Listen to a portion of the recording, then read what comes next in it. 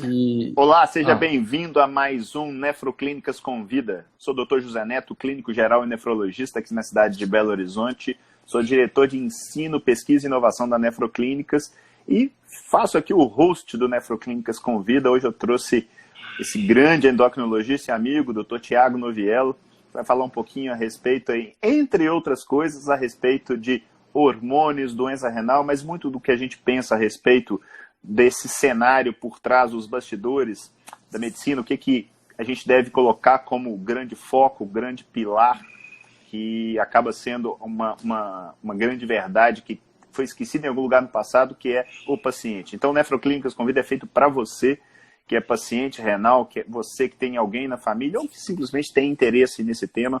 Eu acho que o Tiago tem tudo para acrescentar e muito para a gente. Então, primeiramente, Tiago, boa noite, obrigado aí pelo aceite e queria que você se apresentasse para a turma antes da gente começar. Eu que agradeço, Neto, para mim é uma honra, né? José Neto, eu chamo de Neto, que é um grande amigo mesmo, eu acho que tem essa liberdade. Tá em casa. A gente tem essa liberdade aí, né? Graças a Deus. E o Neto, recebi esse convite e... Neto, vou me apresentar a minha formação, né? Eu formei em 2001 na Faculdade de Ciências Médicas de Minas Gerais e falhei um pouquinho, não voltou. Aí eu fiz residência de clínica médica no Hospital da Polícia Militar e depois eu fiz a residência de endocrinologia lá na Santa Casa de Belo Horizonte e desde então eu sou assistente adjunto do serviço e hoje eu coordeno a enfermaria e na enfermaria do setor, lá a gente tem uma enfermaria, né, que a gente tem um serviço de endocrinologia, voltado também para o residente, e aí eu coordeno a enfermaria, eu todo fora de alas, interconsultas, né, desde 2007, né, então já tem esse tempo aí, e aí, né, faço atendimento de consultório e tal, e você né, a gente conversou aí a respeito desse tema aí de reposição hormonal no paciente, né, paciente renal ou renal crônico, né, ou tem algum distúrbio de... Eu falo que esse tema, Tiago, é algo que a gente tem visto demais aí nos consultórios, nos hospitais, nas próprias redes sociais, e eu acho que foi meio banalizado, sabe? E eu vejo uma dicotomia que acaba existindo no mundo atual, né? O famoso Atlético Cruzeiro, direita e esquerda, e usa hormônio, não usa hormônio. Eu acho que tem uma zona cinza aqui no meio, onde a palavra mágica para mim é essa que você falou, é individualização, sob o lastro de evidências, né? Eu acho que a gente poderia ficar horas discutindo o tema aqui, mas eu estou pensando em fazer o seguinte, cara, dividir assim, ó, parte sexual, e a gente fala um pouquinho a respeito dos vários momentos, né?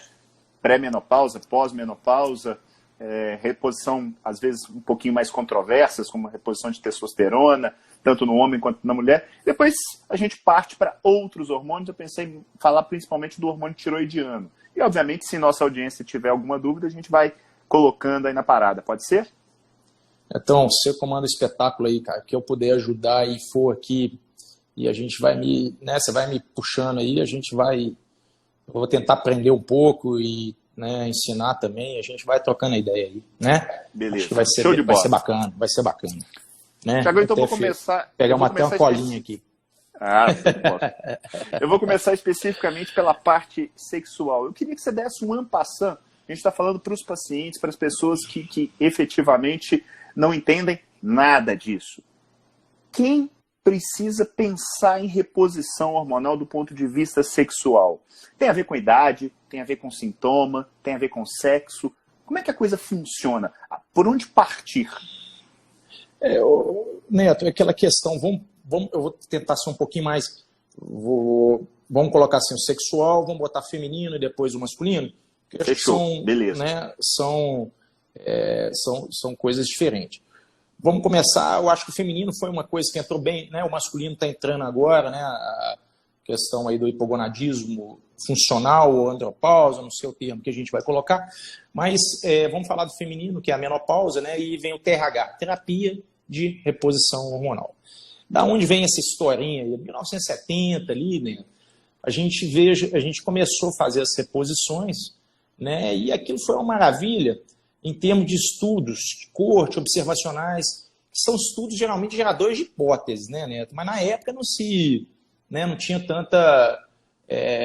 porque aí tinha um viés de seleção de paciente. Então, por exemplo, um paciente mais saudável, não sei se você me entende, mais saudável que saía no estudo, saía um benefício.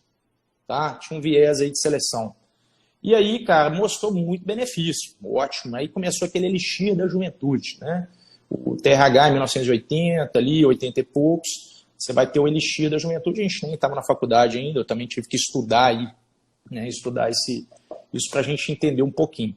E aí, nos anos 90, ali, né, para 2000, 2000, se eu não me engano, foi o WHI, eu acho que é um estudo que foi divisor de águas, né, nessa questão.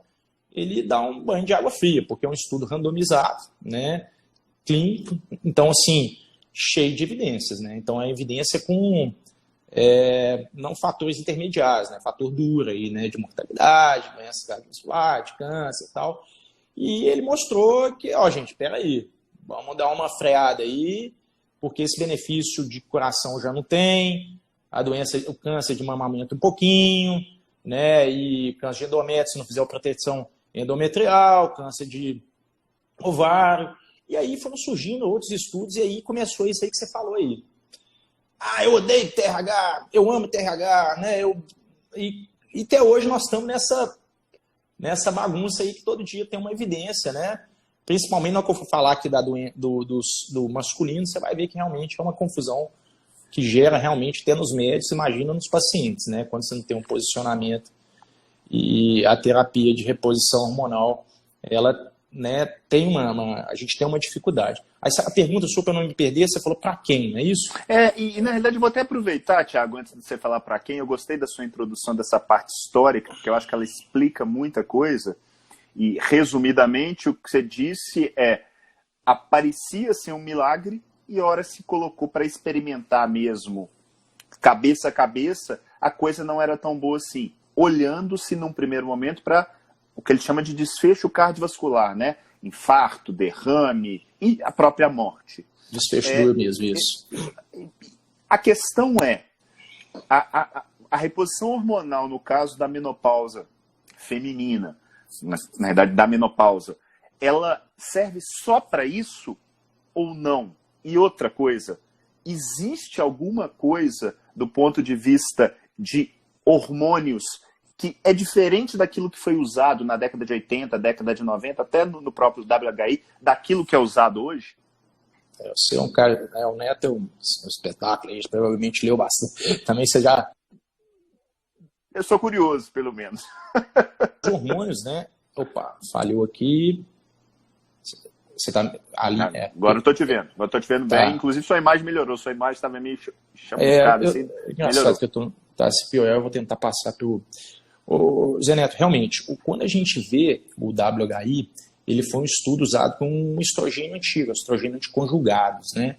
Então, qualidade muito ruim de molécula, né? E a progesterona que foi usada foi acetato de progesterona, uma molécula também que hoje a gente tem coisas muito mais, né, com muito menos efeito colateral e muito mais benefício, né? Então, realmente foi um estudo, como você falou, com desfecho, né, um desfecho de doença cardiovascular, né, ruim, né, aumento de câncer de mama, né, naqueles pacientes. Lógico que teve uma análise sobre grupo lá que teve um benefício, né, mas a droga usada naquela época não foi uma droga muito legal. Hoje a gente usa coisas diferentes, até a via de administração, né, e já temos estudos mostrando alguns benefícios em subtipos de paciente, tá? Então, por exemplo, vamos colocar aqui, então, a reposição hormonal, para quem? Tá? Os sintomas de hipoestrogenismo, paciente que tem falta do estrogênio, vamos colocar de forma leiga, então seria a mulher, tá? Que tem ali uma dispareunia, dor no ato sexual, ressecamento vaginal, por exemplo, é uma coisa que incomoda. O sexo é para ser prazeroso, não é para ser uma coisa, né, um tormento. Outra causa seria os distúrbios vasomotores, né? Aqueles fogachos, né, que começam na cabeça e durante a madrugada o paciente até deprime, ela não consegue dormir, né? Chega a ponto de perder a qualidade de vida dela e atrapalha o humor, chega a ter uma depressão, às vezes associada ao hipoestrogenismo, né? E basicamente a gente usa muito esses dois fatores, urogenitais, né? E esses distúrbios vasomotores e de humor. Seria a grande indicação da terapia de TRH. Ô, Thiago, mas por que você não indica ela mais para doença cardiovascular? Né?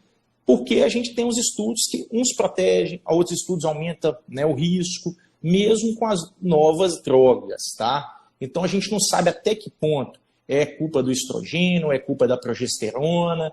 Então a gente fica um pouco ali, né, ter uma contraindicação na prevenção secundária. Por exemplo, paciente que tem uma história ou tem um fator de risco muito alto para doença cardiovascular, é uma contraindicação.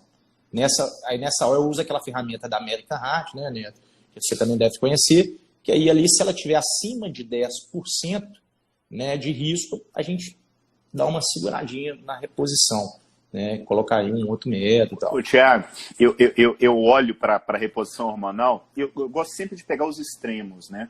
Então, o sujeito que fala sempre radicalmente contra, ele vai talvez se agarrar, olha, não tem benefício cardiovascular, as pessoas morrem do mesmo tanto. Do outro lado, você tem aquela pessoa que fala assim, não, tem que viver e tem tudo mais. No fundo, eu falo que os pacientes eles querem duas coisas. Eles querem viver mais e viver melhor.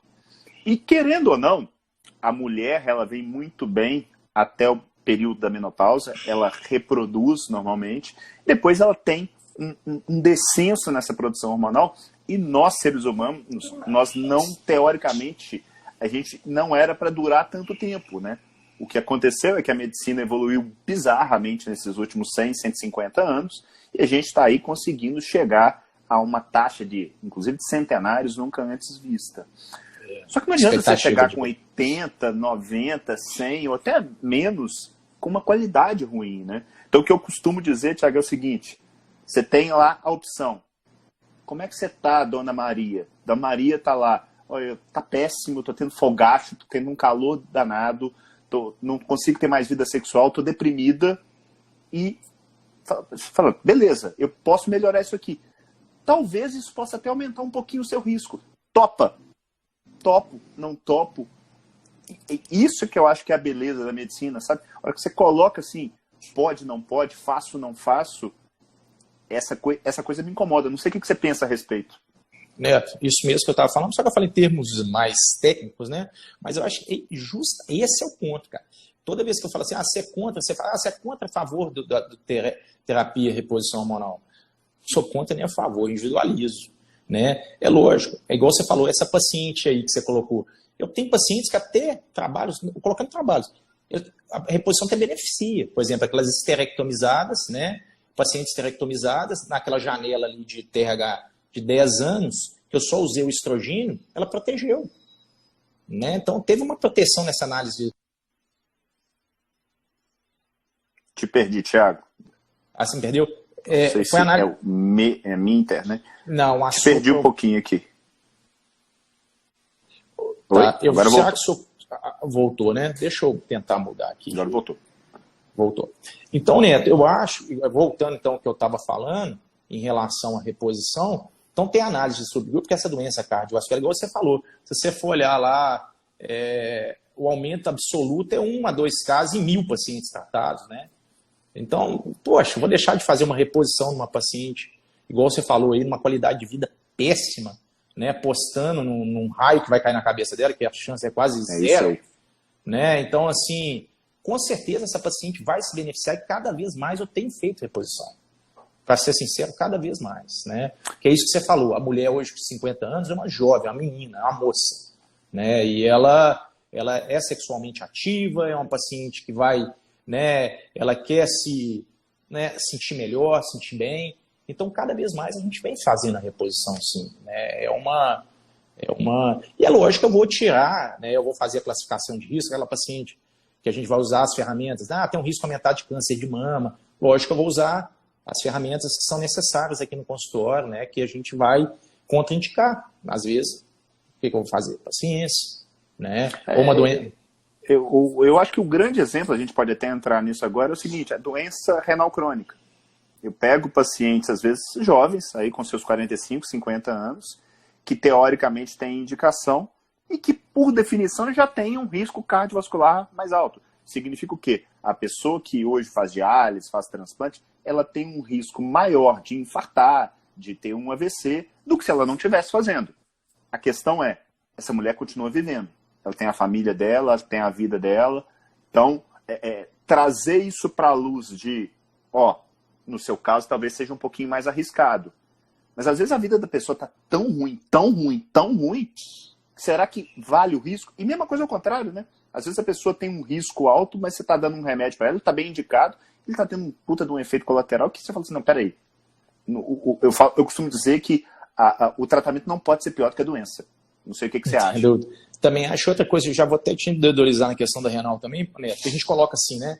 O paciente com problema renal, ele já é estigmatizado. Então a gente já coloca assim, eu acho que o tipo que levou a diálise também, vamos colocar assim, quer ver? Por exemplo, se a gente colocar um paciente que chegou a diálise com doença diabética, hipertenso, lógico.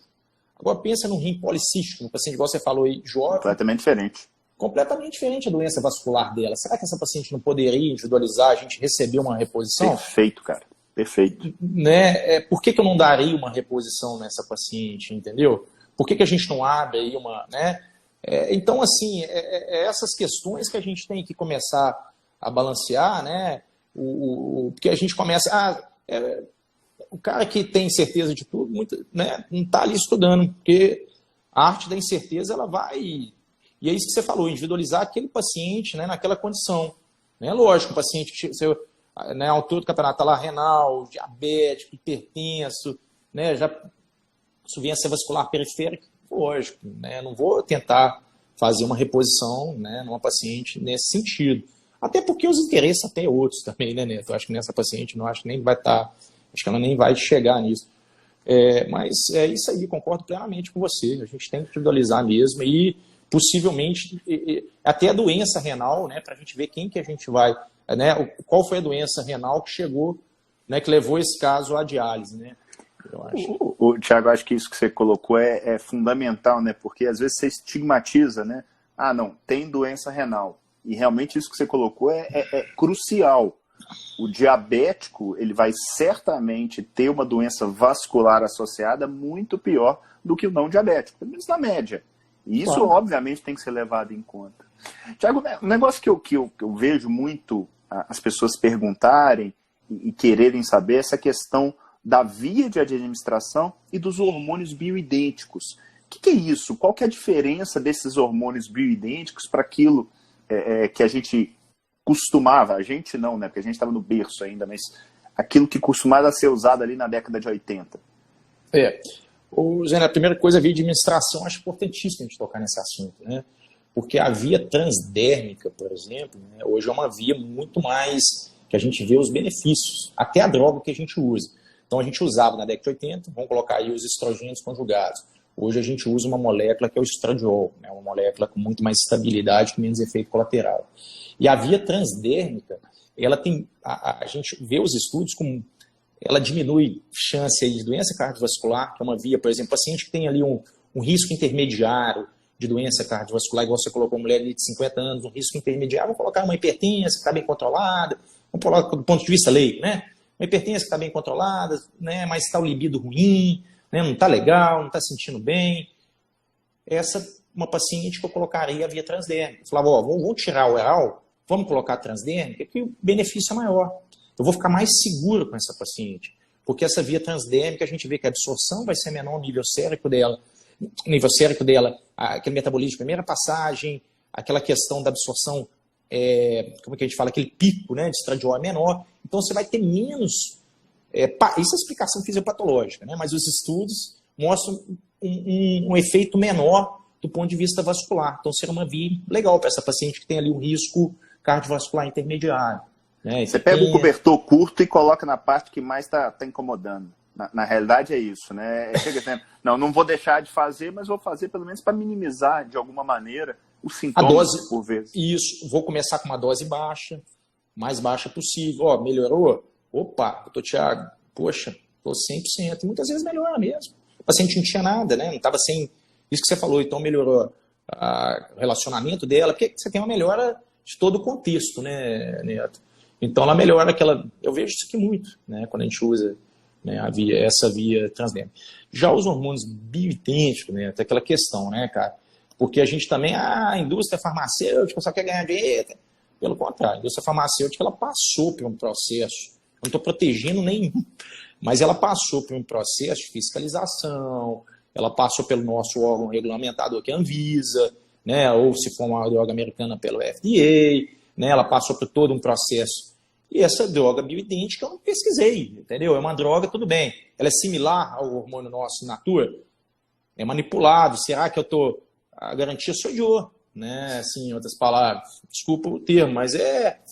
Então, Neto, aí geral, esse eu tenho uma crítica muito, assim, eu sou bem contundente, eu não uso hormônio bioidêntico, e tem uma crítica bem contundente em relação a quem usa, porque eu acho que é um risco.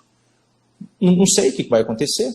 Né? E com relação à dose, as doses são muito diferentes daquilo que se começou a usar lá na década de 80, década de 90, em relação ao que se usa hoje? Ô Neto, sim, né, a gente hoje tem uma dose muito menor, né? Na reposição você usava uma dose maior para chegar ao benefício, porque essas drogas, né, elas tinham os efeitos colaterais maiores, então para você atingir o benefício acabava aumentando na pós-menopausa, né? Então hoje não, hoje você consegue ali com 1 miligrama de estradiol, né, você fazer uma reposição adequada numa paciente e ela vai e justamente tem menos efeito colateral, é isso que a gente quer com essa paciente, né? A gente quer o efeito terapêutico menos, aí está a arte, né? O efeito terapêutico menos, não existe almoço de graça, né? Então a gente quer o efeito terapêutico menor efeito, vamos colocar assim, adverso, né? Que a gente já sabe aí quais são, que a gente discutiu aqui. Beleza. Tiago, talvez o cenário da menopausa seja o cenário mais mainstream, né? O mais tradicional do uso da reposição hormonal, no caso de reposição de hormônios sexuais.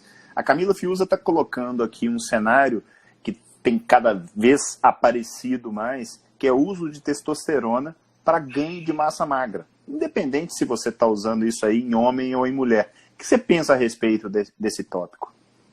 Ô, Neto, primeira coisa, vamos focar assim, a testosterona, né? Como é que é o nível sérico da testosterona na mulher? O nível sérico, eu tenho nível sérico máximo na mulher, tá? E eu não tenho nível sérico mínimo. Se você colocar isso no laboratório, ele vai ter lá, mas a gente não sabe qual que é o mínimo na mulher. Os ensaios ainda não... Então, eu fico difícil de falar, essa mulher tem baixa de testosterona, eu não consigo falar com os níveis atuais hoje. Então, seria um erro eu falar assim, essa paciente chegou no meu consultório, está com nível baixo. Tá? Então, pelo nível de testosterona, eu não consigo falar se é baixo ou alto, e essa relação com a massa magra. Nós não temos nenhuma relação ainda em estudo mostrando esse nível mais baixo, nível mais alto de testosterona com a relação da massa magra na mulher. Agora, é lógico, se eu der uma testosterona exógena, a gente sabe que ela é o maior anabólico que a gente tem aí do ponto de vista de síntese proteica muscular. Né? Ela vai fazer a síntese proteica muscular e acaba ganhando massa magra, lógico, não tem dúvida nenhuma. Quanto ao uso da testosterona na mulher, quando que eu uso hoje, Zé Neto? Eu uso naquele quadro. Hoje a gente ainda tem dificuldade de usar no Brasil, tá? A gente ainda faz uma... aquela paciente que a gente comentou aí, o sintoma de hipoestrogenismo, né? Quer dizer, ela está tendo uma diminuição grande de libido, ela está tendo atrofia, né? Ela está tendo ressecamento vaginal, aquilo está incomodando ela demais. E aí eu fiz a reposição, tá? E mesmo com a reposição, doses terapêuticas, ainda ela não tem uma melhora. Ela se sente ainda... Porque a gente sabe que o ovário ele também tem uma produção da androstenediona, né? Que que vai se transformar, né, perifericamente na testosterona. Então, aí, nesse caso, você poderia usar uma dose mínima, né, que seria 300 microgramas aí de testosterona via transdérmica, né, que seria um gelzinho. Na verdade, a gente adapta um gel, a gente manda manipular, né, a gente ainda não tem essa droga ainda, então eu tenho muito receio ainda em usá-la de forma... Então, essa seria a indicação clínica, tá, Neto? Essas são as indicações de forma aprovadas pelas grandes sociedades, Endocrine Society, pela SBEM, né, pela Sociedade Norte-Americana também de Menopausa. Então, assim, seria a indicação. Quanto ao ganho de massa, Neto, o que eu falo muito com meus pacientes aqui, acaba que eu fiz uma pós também, né, em medicina esportiva, e eu acabo recebendo esse tipo, né, o tipo de cliente, né, que quer ganhar esse ganho de massa magra. Então, eu falo o seguinte, o que a gente sabe? Que para ganhar massa magra com testosterona, você não pode usar pouquinho, não. Aqueles caras que ganham massa magra, estão usando muito, não é pouca coisa, não. Os relatos aqui a gente sabe, é muita coisa. E nos trabalhos também. Quando a gente vê o paciente usando ali a dose terapêutica, né, um cheirinho, que a gente fala cheirinho de testosterona, assim, às vezes a alimentação low carb, né, que a gente defende bastante, né, a alimentação hiperproteica, um nível calórico adequado, foi até maior, né, com o paciente suplementando de forma adequada a proteína, né, não sei se vai ser via suplementação ou alimentação, né, e o efeito foi até maior com as doses baixas de testosterona. Então, então, o paciente, doutor, mas eu quero um pouquinho, mas esse pouquinho para quê? Então, se você quer ficar gigante, quer ganhar massa magra, você vai ter que usar muita coisa, né, e esse usar muita coisa, tem um preço, né? Tem um preço. É um preço. Né? E eu queria que você falasse desse preço. Qual que é o preço que se pode pagar, não só da testosterona, mas dos hormônios, igual a gente já está falando mais do lado da mulher? A gente falou de potenciais benefícios, algum risco cardiovascular. Quais que são os riscos de uma pessoa? E aí eu queria também puxar para o lado da doença renal. Tem alguma coisa de diferente no paciente com doença renal em termos de efeitos adversos que a gente tem que ficar mais atento? O paciente renal a gente fica muito preocupado, né, porque é um paciente que já tem uma tendência à sarcopenia, né, um paciente que você vai estar fazendo diálise, um paciente já perdendo massa magra, a força dele, a capacidade funcional dele já vai diminuir, igual você deve estar instruindo esse tempo para fazer atividade física, exercício de força, né, é um paciente que está perdendo proteína, né, via renal. O cisco da testosterona, né, a primeira coisa, né, que quando o paciente usa, uma coisa a gente fala uso terapêutico, tá, né? Eu tô falando uso não terapêutico para grande massa, que seria um uso abusivo. Porque o uso terapêutico, baixa dose, não vai ter ganho de massa. Tá? Se for usar para ganhar massa magra, é altas doses. Então, esse paciente, a testosterona se divide em dois efeitos, vamos resumir aqui. O efeito anabólico e o efeito virilizante. Tá? O anabólico é o ganho de massa e o efeito virilizante, a barba, características masculinas. Isso, tá? Na mulher, então vamos lá, se ela usar a testosterona, né, numa dose aí que elas acabam usando aí, né, e a mulher eu falo que até mais, eu sinto eu fico, nossa, a mulher para mim eu acho que é até um crime, né, fazer isso, porque um pouquinho que ela vai usar, ela já vai sentir esse efeito, porque ela não tem quase nada, né, no nível sérico da mulher, pra você ter ideia, até 70, né, o nível mais, que eu te falei, eu tenho o nível mais a testosterona total. Do homem, para você ter ideia, o mínimo é 300. Então, vamos colocar aí quase 5 vezes o valor, né? Então, na mulher, quando você usa a testosterona externa, ela pode ter oleosidade, acne, né, expressão, né, prognatismo, expressão masculina, engrossamento de voz que não volta muitas vezes, né? Isso às vezes é irreversível. A clitomegalia, que muitas vezes, às vezes, também é irreversível, né? E aí, você vai ter que fazer plastia, e aí a mulher perde a feminilidade dela, né? Então, acho que isso aí incomoda ela demais também, né? Ela vai ter o ganho de massa magra, mas com esses efeitos colaterais aí que não são raros, não são raros. Não são raros. Vou aproveitar uma pergunta aqui da Michele. Michele trabalha conosco aqui na Nefroclínica. Michele, nefrologista de mão cheia aí, com a carteira enorme. Michele está perguntando assim, mulher na menopausa com indicação à reposição, com contraindicação à reposição, perdão, como melhorar efeitos do fogacho? Nossa, Michele, aqui tá ótimo. O fogacho, se você fala assim, Thiago, como melhorar os efeitos do ressecamento ali vaginal, da dispareunia, aí você pode usar agora do fogacho, vou fugir não. Ô, Michele, a primeira linha de tratamento seria, igual você falou, a reposição. Mas você já deixou claro, contraindicação. Aí, Michele, eu tenho que ver com esse grau de fogacho. Esse fogacho está levando ela a uma depressão, está atrapalhando demais a qualidade de vida dessa paciente, ela está perdendo sono, a capacidade laborativa dela está ruim. Aí talvez a gente entrar com um inibidor de recaptação de serotonina. Aí eu vou ver o perfil dessa paciente, tá, né? Então, uma paciente que é mais agitada, aí você dá um estalopram, né? Um inibidor que dá uma sedação. Ou a paciente que é mais quietinha, que é um pouquinho mais de agitação, uma desvenlafaxina, né? Uma droga que vai te dar um pouquinho mais geralmente, essa segunda linha de opção de tratamento, tá? Medicamentoso no caso.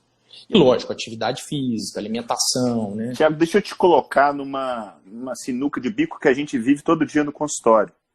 Essa mulher super mega sintomática, tá lá, a vida dela virou literalmente um inferno por causa do fogacho, e tem tudo a ver, né? O inferno e esse fogacho. Com certeza, mas, é isso mesmo. E ela tem alguma contraindicação que a gente não citou aqui. Eu queria te falar assim, tem alguma contraindicação que seja absoluta? Você fala assim, não, aqui não tem jeito. Não dá de jeito nenhum, porque eu posso ter um efeito, o risco é grande demais nessa situação. Por quê? Porque uma é o risco, outra é o que a pessoa está vivendo.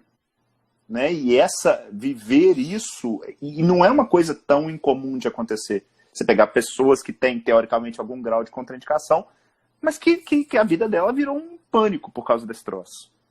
Não, claro, Neto. Neto, aí as contraindicações absolutas é difícil, né? A gente coloca, assim, não que eu te bico mesmo, mas vamos colocar assim, com absoluta para a gente... Uma paciente que, por exemplo, tem um risco, uma prevenção assim, secundária, né, de já doença cardiovascular, apresentou um infarto recém, aquela paciente muito grave ali, talvez essa paciente, eu ficaria receoso, tá, Zé Neto, de fazer a reposição. E se ela tivesse com o útero intacto, porque essa aí eu teria que usar progesterona. Talvez essa aí, se não tivesse o útero intacto, eu até usaria, entendeu? Mesmo prevenção secundária, até teria coragem de falar com ela. Mas com o útero intacto, que aí eu ficaria um pouco seguro. Se é aquela paciente bastante sintomática, doença cardiovascular, já com stent, né, colocando toda... paciente ali, a Thaís até colocou ali agora, câncer de mama ativa, né, em tratamento, ou passado de câncer de mama, no qual você faz a classificação de risco para o câncer de mama, que a gente tem uma ferramenta, e dá alto risco nessa classificação, que a gente responde algumas, também seria uma contraindicação, né, e eu colocaria ela em risco demais, né, Neto, com a reposição. Aí eu tentaria essas outras, a segunda linha de terapêutica, né? Beleza, muito bom, muito bom. A Dracena68 está perguntando aqui, Tiago, a respeito de menopausa precoce. Como é que fica essa questão da reposição hormonal? Essa aí meu passo, essa aí nós vamos repor, não tem dúvida, pelo contrário. Aí não é reposição não, né? Então aí eu, no caso, é tratamento, né? Porque é uma paciente que eu tenho que colocar em nível terapêutico até, para não... Uma coisa é repor, né? A paciente está ali na menopausa. Outra coisa é se o paciente com menopausa precoce, essa precisa ser tratada, é diferente. Né? Nem é como é que eu falo, uma negligência eu deixar passar batido isso aí. Beleza, bom demais. Tiagão, acho que a gente conseguiu pegar esse lado do feminino. Eu queria falar um pouquinho agora da reposição masculina. Em quem que a gente vai usar a testosterona? Quem que é o candidato ideal? A gente já falou um pouquinho a respeito dessa uso, vamos dizer assim, off-label, para o ganho de massa magra num conceito talvez estético, mas eu queria discutir também no conceito da sarcopenia, que você já até citou alguma coisa, e eu tenho uma experiência muito legal com isso em paciente renal crônico. Justamente essa a testosterona também não foge muito, né? A história dela é bem parecida também, foi o Elixir aí. E aí depois, eu vou resumir aqui para não ficar alongando, aí veio um grande trial, né, que é o T-Trial, você deve ter já ouvido falar, e ele vai responder os sintomas. Então vamos lá, a primeira coisa a gente tem que pensar que esse hipogonadismo que a gente está falando aqui, vamos pontuar, é o hipogonadismo hipogonadotrófico funcional. Tá? O que é funcional? Eu não tenho uma causa estabelecida. Tá? O não funcional, eu vou ter que repor. Por exemplo, vamos colocar um não funcional, um paciente, por exemplo, teve um tumor, uma glândula, gente, tem na hipófise, e essa glândula, eu tive que mexer nela cirurgicamente, esse paciente teve uma deficiência. Então, esse paciente eu tenho que repor. Tá? Agora, eu vou falar do hipogonadismo funcional, que é a famosa andropausa, aí, né, em outras palavras. É um paciente que chega no seu consultório lá com umas queixas, né? Então, quais são as queixas específicas para a gente avaliar uma baixa de testosterona? É o paciente que tem uma disfunção erétil, claro, né? Aquela ereção matinal está ruim, tem uma disfunção erétil. Outra coisa, osteoporose de forma inexplicada e uma anemia, né, de forma inexplicada também, né, tem causas também, né, dessa osteoporose, vem junto com a sarcopenia, que você está falando aí. Sinais menos inespecíficos é isso que a gente falou, vitalidade, um pouquinho ali de, né, perda da capacidade funcional, laborativa, né, que muitas vezes as pessoas dosam nesse sintoma. Não é por aí. O caminho não é aí. Aí tem que fazer o diagnóstico diferencial, o caminho é um outro, né? Porque muitas vezes é consequência, né? Uma depressão levando uma testosterona ali levemente baixa, né? Então, o que a gente vê com o tetraio é que o paciente com baixa de testosterona, os sintomas principais é isso, função erétil, né? A osteoporose ali de forma masculina, anemia não explicada, né? E os sintomas mais específicos seria esse que eu falei também, a perda de vitalidade, humor e tal, mas aí teria que fazer o diagnóstico diferencial. Tá, essa sarcopenia que o paciente apresenta, normalmente você consegue ter um olhar para falar assim, não, isso aqui é hormonal de um diagnóstico diferencial, Thiago? Ou é algo mais complicado aí de fazer uma análise clínica de modo geral? Ô Neto, porque a sarcopenia, muitas vezes... Só para deixar claro para a turma, assim, sarcopenia, né, tem muitos pacientes que nos acompanham, né, essa perda de massa muscular, né, o paciente fica...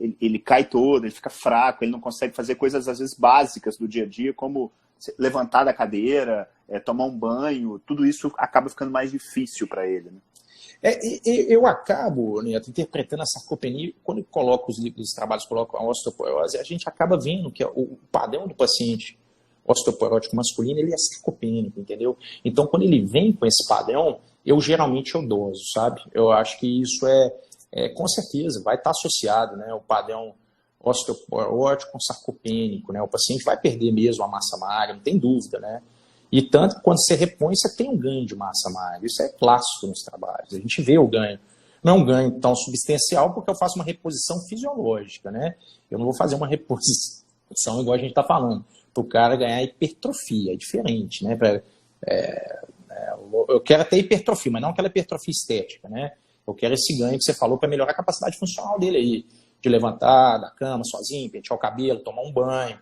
né? Conseguir fazer as compras. Conseguir fazer atividade física, né?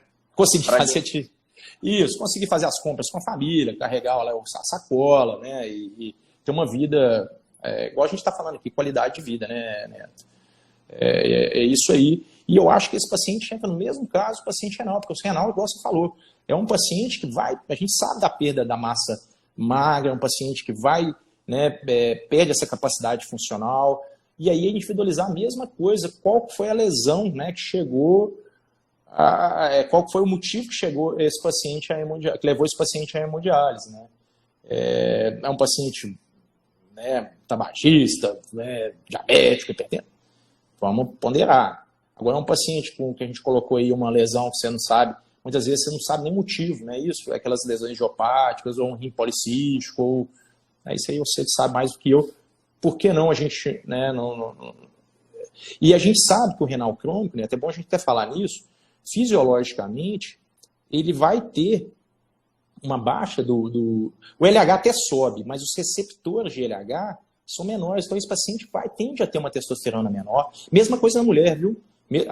Eu não sei se você vê na prática clínica, grande parte do seu neto pode estar em amenorréia, por causa do hipoestrogenismo ali mesmo, do processo, né, não sei se é uremia, ele é todos os óleos de elementos ali que a gente não sabe o ambiente causa. Urêmico, ele não é um bom ambiente para hormônio sexual. Normalmente o paciente renal crônico, ele tem uma dificuldade por exemplo, a mulher tem uma dificuldade para engravidar. É raro a gente ver uma paciente grávida, mesmo com vida sexual ativa na diálise. No homem, a gente vê nitidamente a queda nos níveis de testosterona. A sarcopenia acontece na nossa cara, não só por causa disso, obviamente, né? Você tem muitos outros fatores. Claro. Mas é aquilo que eu estava te falando. Tem um randomizado pequenininho, mas que me deu substrato para usar em alguns pacientes de testosterona em doses de reposição e que eu transformei a vida da pessoa. Transformei. Da pessoa conseguir, às vezes, chegar para mim e falar assim, Neto, eu consigo vir aqui e não precisar da cadeira de roda para sair do carro e vir até seu consultório. Sabe? Então, com certeza. Bicho, às vezes a gente fica preocupado, e eu vou aproveitar uma pergunta aqui do Thiago. O Thiago está perguntando assim, qual que é o valor normal de testosterona? Existe esse valor normal, Thiago? Até porque eu tenho visto muita gente assim, não, vamos dar um grauzinho nesse número. É assim que trata? É um número ou é uma pessoa ali que, por acaso, às vezes tem um número que tá bom ou tá ruim, mas ela não tá boa, não tá ruim?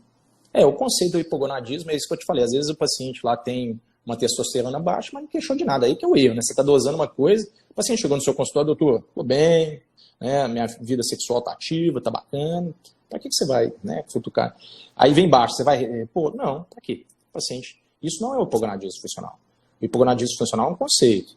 É testosterona baixa, você vai replicar ela. O que é o baixo? Geralmente, né, a gente coloca ali 300, né, como um corte total, e a LIV um corte de 6,5.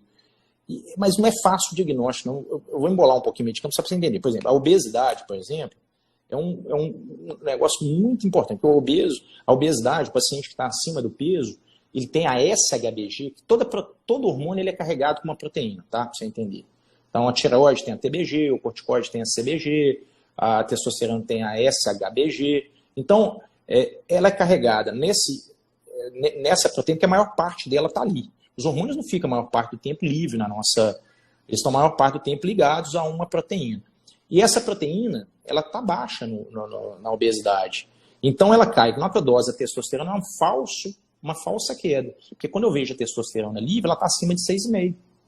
Então é um paciente que muitas vezes foi lá atrás erradamente tratado com uma... Aí eu tiro aquela bagunça, porque depois que inicia o tratamento também é uma bagunça, porque eu suprimo o eixo do paciente.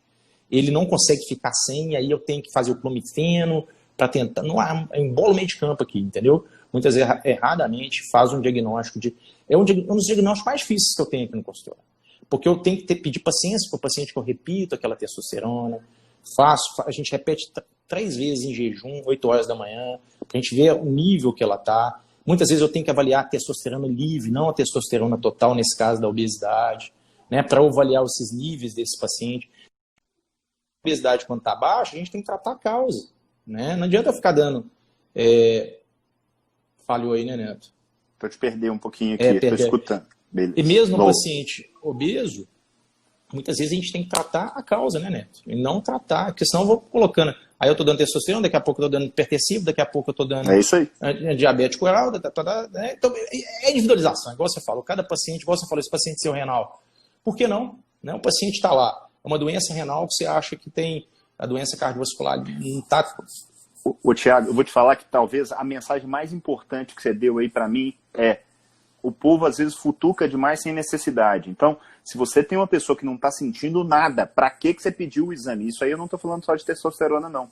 Né? A maioria dos exames, não estou dizendo todos, eles têm que ser pensados se vale a pena pedir, porque se você pedir e ele vier alterado, o que você vai fazer com aquilo? Né? É isso aí. O hormônio é um grande desafio.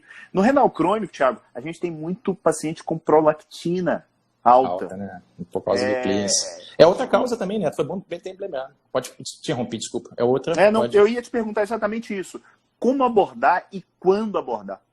É isso aí. No caso do renal crônico, muitas vezes, aí, igual você falou, a prolactina está alta nesse caso aí, por motivo do clearance. Né? Você não consegue, né, dialisar aquela prolactina e muitas vezes essa prolactina ela não é metabolizada. Então é comum, né, no renal crônico ele ter uma hiperprolactinemia que leva ao hipogonadismo. Né? Ela pode levar porque a prolactina alta ela vai acabar inibindo o seu FSH e LH ali, né, Neto?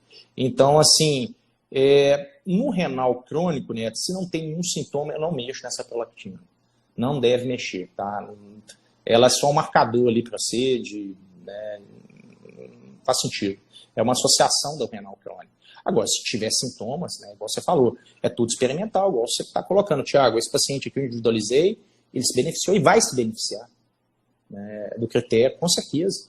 Né? Esse paciente, sabe que eu vou dar uma cabelo ali e tentar subir a testosterona dele? Por que não? Né?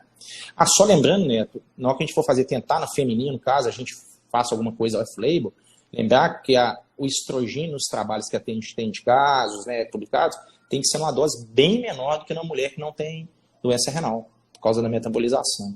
Né? Deixar uma dose bem baixinha. Né?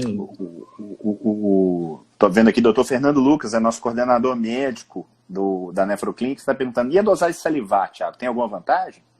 Você fala do cortisol, da testo? Eu não sei se ele está perguntando especificamente de algum dos hormônios específicos ou Neto, o de que a modo gente geral. vê na prática clínica, o cortisol salivar, tá para diagnóstico. Eu vejo muita gente pedindo aí também, que eu falei, gente, para quê? Né? O cortisol salivar eu uso quando, tá? Eu só uso o cortisol geralmente, que o Fernando deve estar... O Fernando, um abraço, viu, cara? Eu uso cortisol no paciente que eu tenho aquela síndrome de Cushing cíclica, você acredita? A síndrome de Cushing, gente, é o excesso do cortisol, né? Nós estamos saindo um pouquinho do tema aqui, mas porque o doutor Fernando... quando a gente tem o paciente que tem um Cushing cíclico, olha que doideira, ele tem épocas que ele tem um hipercortisolismo, tem épocas que ele está normal. Então eu uso salivar para fazer os testes propedêuticos para diagnosticar o Cushing dele. Eu vou usando salivar ali de 2 em 2 meses, 3 em 3 meses. Opa, subiu. A hora de eu fazer a minha propedêutica agora. Da onde vem esse hipercortisolismo? Vem lá da hipófise, vem da adrenal, ou ele é um ACTH ectópico, entendeu? Entendi. Ele estava perguntando aqui em situações específicas, né? Em situações gerais, de modo geral, se tem alguma situação, você acabou de dar um bom exemplo. Eu uso nessa situação, tá, Neto, o cortisol salivar. Mas eu vejo gente dosando para falar que o paciente está estressado, que a gente vê nessa... Né? Vamos falar do que é bom, não vamos falar do que é errado, não, né? Vamos falar do que é certo. Ô, Thiago, a gente tem mais um tempinho aqui, eu queria pelo menos que você desse um pano de fundo a respeito da questão da tireoide. Talvez seja um dos carros-chefes do consultório do endocrinologista e também está muito frequente nas clínicas de diálise, no consultório do nefrologista. Quem que merece dosar o hormônio? É para repor para todo mundo? Eu reponho em T3, reponho em T4? O que você faz na sua prática clínica? Eu queria uma ampassância. Neto, vamos falar um pouquinho do renal. Acho que a Nefroclínicas, né, um paciente que está nos escutando aí. O paciente renal, gente, ele vai ter realmente baixo de T3, baixo de T4 e pode, às vezes, elevar um pouquinho o TSH também, né? É muito comum, né, na situação do contexto da fisiologia, igual você falou dos óvulos de elementos ali da hemodiálise. Então, quando que a gente deve pensar em tratar ou não, tá, né? Geralmente, eu uso um corte ali. Primeira coisa, eu vou diagnosticar, né? É um paciente seu que está levemente aumentado ali, seu TSH, tá lá 6, 7, né? Um T4 ali normal baixo, um T3 normal baixo. Isso não é hipo-subclínico no renal. Isso é um paciente que está um paciente fisiológico. renal. É um paciente renal, igual prolactina. Então, não vou dar ali, porque se eu dou a levotiroxina, eu estou aumentando talvez o risco de arritmia. Porque o pessoal acha, estou melhorando ele, eu estou melhorando o humor dele, eu vou melhorar a capacidade. E outra coisa, eu posso até piorar a sarcopenia do paciente, porque eu estou, querendo ou não, o hormônio tireoide ao contrário, ele cataboliza, ele acelera o metabolismo, né? Então, às vezes o cara está achando que está melhorando, ele está avacalhando. Então, isso que você falou, renal. Passou de 10 ali, né?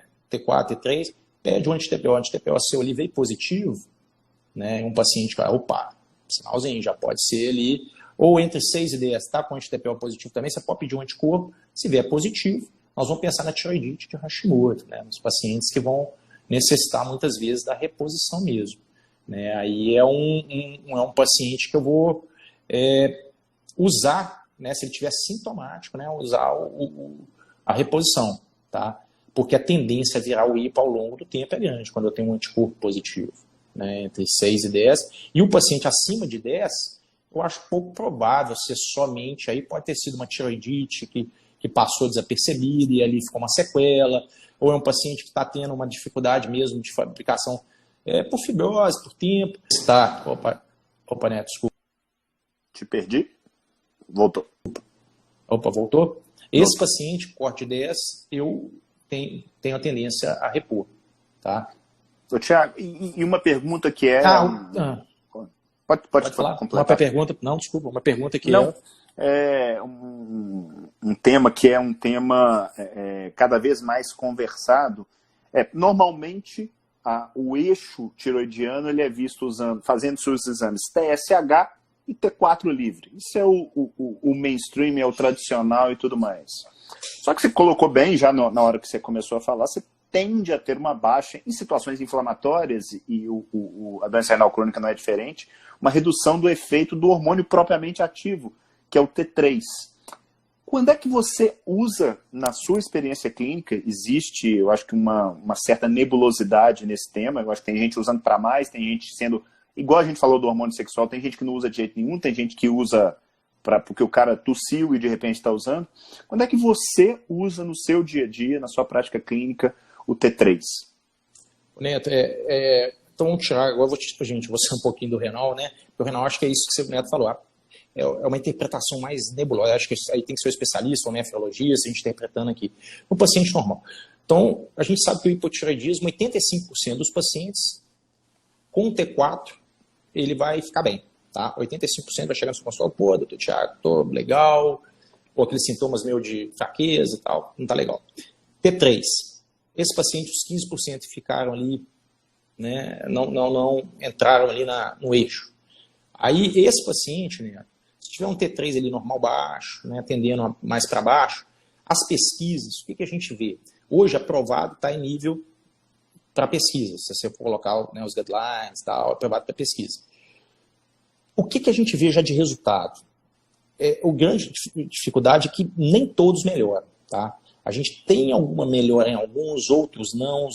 Os resultados, às vezes, pioram. Então, a gente tem uma nebulosidade, uma dificuldade ainda com esses 15%. Tá? Mas poderia usar nesses casos, né? Eu acho que o paciente que não tem uma resposta, ok? Você deu ali a levotiroxina, compensou, o seu T3 ali também está ali normal baixo. Aí você faz aquela relação, né? 16:1, né? Ou 15:1.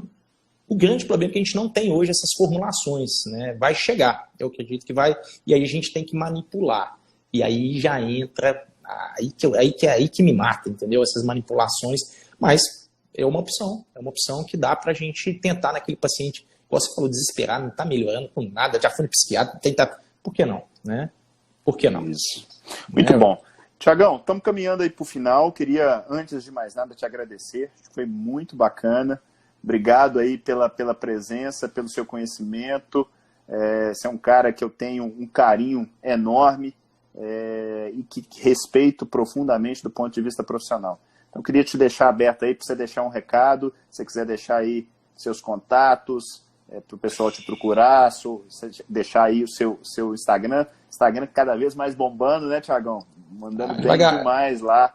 Devagarzinho, né? Eu venho conversando com o Neto, é um grande amigo. Né? Ô, Neto, primeiramente agradeço, isso é uma honra, Neto, receber um convite de um profissional do tamanho e magnitude que você é, hoje, tanto aí na mídia, né, na mídia digital, quanto na presencial, né, sua história. É uma honra estar aqui. E eu que agradeço, estou aberto aí para perguntas, depois o pessoal quiser deixar lá no meu Instagram, vai ser um prazer, uma honra, é um tema que eu curto e você aí é uma referência na nefrologia aqui para a gente também, com certeza. Muito bom.